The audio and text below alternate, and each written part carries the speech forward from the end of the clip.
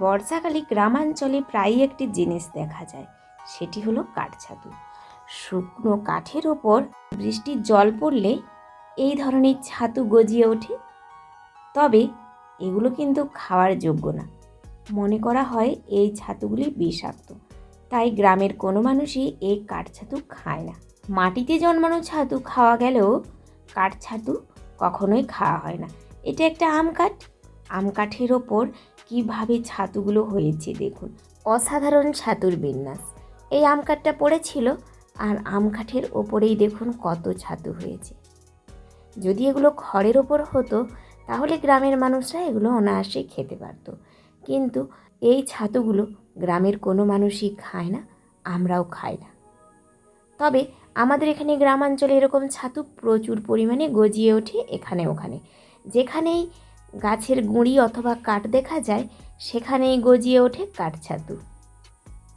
এমনকি বাঁশের মধ্যেও গজিয়ে ওঠে।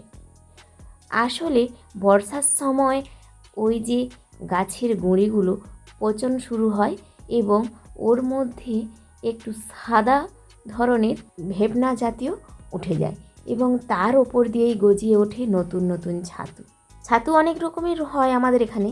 তবে আমরা শুধুমাত্র খড়ের ওপর যে ছাতুটা হয় সেটা খাই, বা মাশরুম, যেটা খড় দিয়ে বাড়ির ভেতরে কৃত্রিমভাবে তৈরি করা হয়।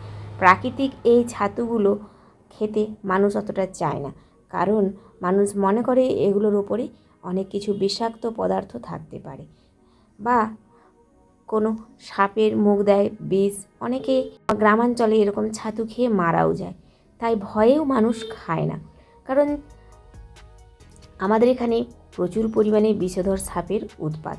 হ্যাঁ, যত ঘন বন জঙ্গল তত বেশি সাপেদের উৎপাত। তাই সবাই মনে করে এই সাপের ওপর যদি বিষধর সাপের কোনো লালা থেকে থাকে, তাই এই যে পড়ে থাকা বাইরে জিনিসগুলো, এগুলো মানুষ খেতে চায় না। ছাতু খায় না, অথচ শাকসবজিগুলো কিন্তু বাইরেই হয়। এটাই হচ্ছে মানুষের মন। মানুষ বাইরে হয়ে থাকা প্রকৃতির সব কিছুই খেতে পারে, কিন্তু এই ছাতুগুলো খায় না। জানি না এর কারণ কি, তবে সত্যিই আমরা খাই না।